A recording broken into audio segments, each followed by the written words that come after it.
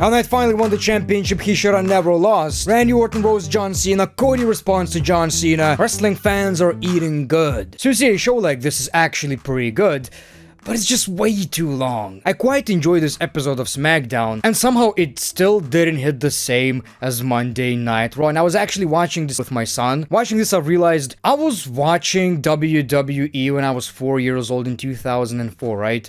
I was watching Randy Orton versus Batista. Now, my son is 4 years old, and we're both watching Randy Orton in the ring. Fortnite's for kids, man. But you see, people, I failed as a father. I was a devoted John Cena hater. So I asked him, who's your favorite wrestler? He said John Cena. And then I said, well, maybe Randy Orton. He said, maybe John Cena. Kas tu labiausiai patinka, kas muša? Cena. Gal Randy Orton? Gal John Cena. O gal Randy Orton?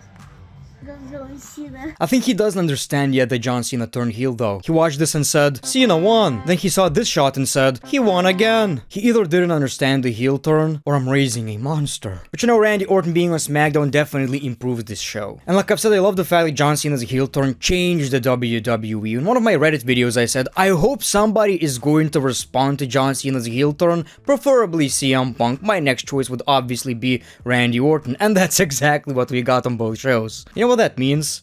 Nothing. Absolutely nothing. Obviously, they're not watching my channel. So let's talk about SmackDown. But I want to start by talking about the sponsor of today's video, Wrestling GM, the best wrestling simulation game out there, where you can fantasy book any real-life situation or match within the game. For example, we all love Drew McIntyre versus CM Punk, so in Wrestling GM, you can actually recreate that. Or you can pick a star and make sure he becomes the next Stone Cold Steve Austin of your universe. You see, in Wrestling GM, you can create your own universe. You can create your own company, wrestlers, championships, and even in-depth characters like managers and commentators. One of the best things about Wrestling GM is that you can upload custom photos and avatars to recreate real life superstars, and you can even give them custom backstories. So pretty much you can have real wrestlers in Wrestling GM. And as you guys know, being a GM is all about competition. So in Wrestling GM you compete against AI companies in a viewership war to see who puts on the best show for the fans. People, Wrestling GM is available on the App Store and the Google Play Store, so make sure to download the game right now by using the link in the description below.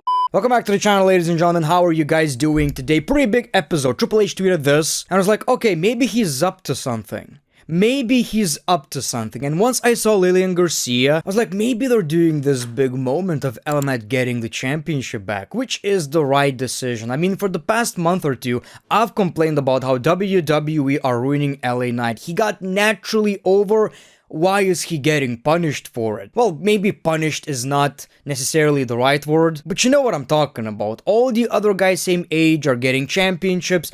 Why is he not getting the same treatment? Well, at least he got the championship back and he received the pyro. But that was not the beginning of SmackDown. The show kicks off with a Viper, Randy Orton. Obviously, he calls out John Cena. He says Cena has always been at the top, but now he's just a bottom for The Rock. Gives a whole new meaning to rock bottom, which was a hilarious line, and the crowd barely responded, which is kind of crazy. Now, what Randy Orton means by that is, Rock is, penetrating John Cena, which is fine.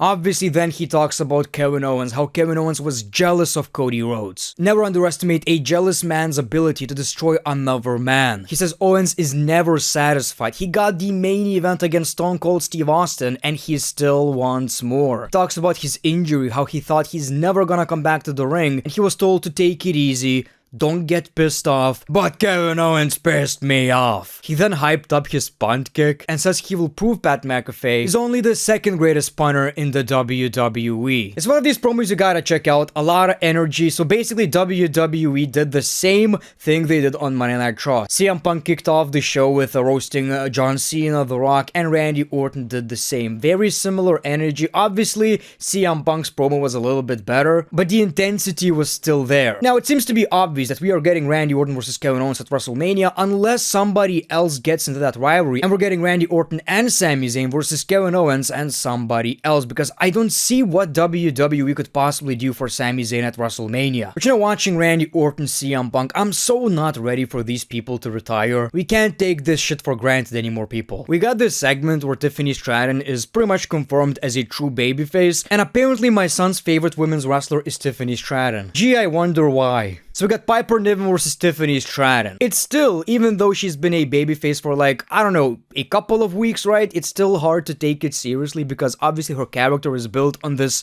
spoiled brat in a way. But that's what you get when you get into a rivalry against Charlotte Flair. Somebody fans are rejecting hard. So Tiffany Stratton wins the match, and Charlotte Flair attacks her after it. I mean, Charlotte is a solid heel, but it just gets me thinking, what were they actually thinking? I can't believe the original plan was for her to be a babyface. It's like WWE are unaware themselves of their own product. Nick Aldis announces we're getting a WWE Tag Team Championship match between DIY and Street Profits. In my opinion, the Street Profits should probably win this match, keep the momentum going. Then we got the number one contenders triple threat tag team match. Obviously, these kind of matches are always fun, sponsored by Minecraft. WWE is so weird lately. Well, anyway, lots of action right here, and surprisingly, Pretty Deadly actually won. I've been so on and off, over this tag team. I didn't really know how to feel, but lately they're definitely growing on me, and all it took is for WWE to do something a bit more serious with them. I like goofiness in wrestling, don't get me wrong, but at the end of the day, they need to win matches. They need to be this goofy-ass tag team, but at the end of the day, they're professional wrestlers, and they're quite good at it. They're entertaining, they're nailing these characters, they need W's. Pretty solid segment between Naomi and Bianca Belair, so basically, they were crying the whole time. At points it was kinda uncomfortable to watch, not gonna lie. But the main point was, Bianca Belair can't believe Naomi did it, and she doesn't wanna believe it. Naomi keeps telling Bianca that, Jade was holding you back, and she basically was using your success, and Bianca says, shut up, I don't wanna look at you, just tell me, did you do it? And she says she did. So Bianca leaves the ring, and then Naomi goes on a full heel rant. You're an ungrateful bitch. That was a very fast switch. You were crying a minute ago. Then we see Jade Cargill, and Bianca tells her to do what you gotta do. And my dumbass was like, another twist. Jade is gonna come to the ring, and Bianca is gonna attack her from behind. Bianca was in on it. These were crocodile tears. Fake-ass tears.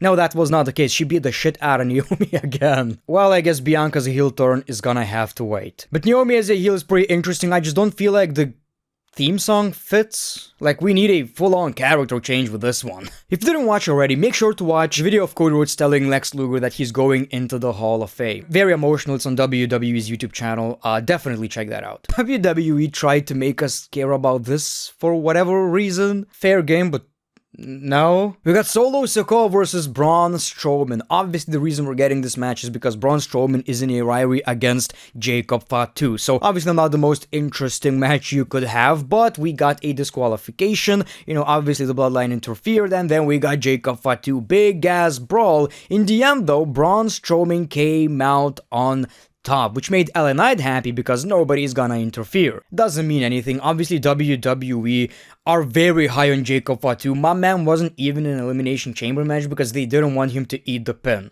which, I don't know. I still wish he was in that match. In Elimination Chamber match, you could have double team moves, so, the eliminations, eating the pin doesn't really matter that much. It doesn't hurt your credibility, but don't worry, WWE are basically using Braun Strowman as a huge giant that Jacob Fatu will conquer in the end. Now we got a street fight for the WWE United States Women's Championship. This show was in Philly, so obviously we needed to have a street fight, and Chelsea Green was rocking Mick Foley's attire, which looked pretty cool. So anyway, again, every week we're getting either on Raw or SmackDown Women's Midcard Championships being defended. Might be a controversial take, but I feel like WWE are doing a pretty decent job with the Midcard Championships. I don't think it's that bad. Since they introduced two titles, I expected it to be a lot worse. Well, anyway, I actually quite enjoyed this match, and like I told you, this show was kinda good, but for whatever reason, it just can't touch Raw's level, and I don't know what it is about it. Pretty shocking ending though. Somebody in the hoodie helped Chelsea Green to retain the championship. It was Alba Fire, whose tag team partner recently got released by the WWE. This is just an observation, question. She's obviously great, right? I don't know. But why her tag team partner got released? Is she I didn't watch NXT, so excuse me, but is she the one who had more charisma or better wrestling skills? I thought the other one was the fan favorite. Anyway, doesn't matter. Obviously, she believes in Chelsea Green. She believes in Chelsea Green's America. So Chelsea Green right now has a lot of backup, and it seems like this United States Championship title reign is gonna continue for a very long time. I don't mind that. Then we see Cody Rhodes with a black eye that was given to him by not John Cena, not The Rock, people by Travis Scott. I don't think he got the memo. I'm not gonna use the F word. It's scripted. Wrestling scripted. And the receipt is probably coming. The receipt is coming, and in this case, I hope it does. Who's the celebrity coming into our business and acting like he can do anything? Well, anyway, he responds to John Cena. He couldn't even tell what happened to his daughter. He said, "I hit the wall," which is probably the worst explanation ever. Dad, what happened? I hit the wall. You expose yourself as a dumbass. What do you mean you hit the wall? In what scenario you're like, oh shit, I hit the wall? I got a black eye. Well, anyway, that's because he doesn't want her daughter disappointed. But in the future, he will tell her. The man who said never give up, gave up. Again, just like everybody, he thought John Cena was a hero. He was his hero. He tried to learn from him. There's no justification for what John Cena did. He tells a story about his father, Dusty, because Dusty was always scared to perform in Philly. But Cody doesn't feel that way. At WrestleMania 40, he was chosen by Philly. Cody is so good at this, man. Cody is so good. He's one of the biggest baby faces you could have. Literally, almost a perfect man when it comes to his values, right? And it works. This shit would not work in 2010s. This is basically John Cena, you know? Okay, I shouldn't say it didn't work with John Cena. It absolutely did. You know, I'm just saying he would get boos, and Cody doesn't get a lot of these. He was told by John Cena that this championship gets heavier every day. Cody lifts the belt and says it's not heavy enough for him, even after holding it for over 300 days. He knows Cena is watching. Cena thinks he's the last of his kind, but he's not. Cody holds the title effortlessly, says it's clear that Cena wants some, so he should come get some, which is obviously a catchphrase of Val Venus. WrestleMania hype is real, ladies and gentlemen. It's absolutely real. 2 more weeks, people. 2 more weeks and we'll hear from John Cena. I don't remember the last time I was waiting for Raw like this. Well, maybe when CM Punk came back, but he actually was on Raw the next day. You know, after the pay-per-view, basically. So many questions for John Cena. So many questions.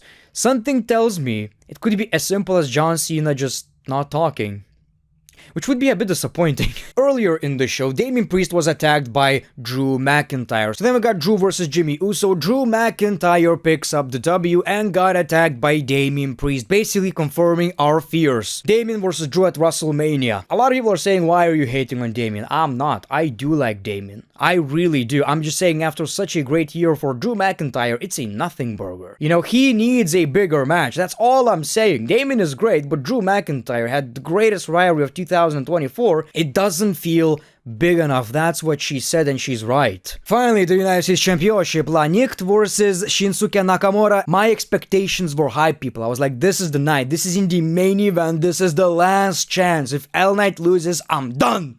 I'm done. I'm gonna sue Dwayne Johnson. I'm gonna sue Lee Fitting. I'm gonna sue Paul Levesque.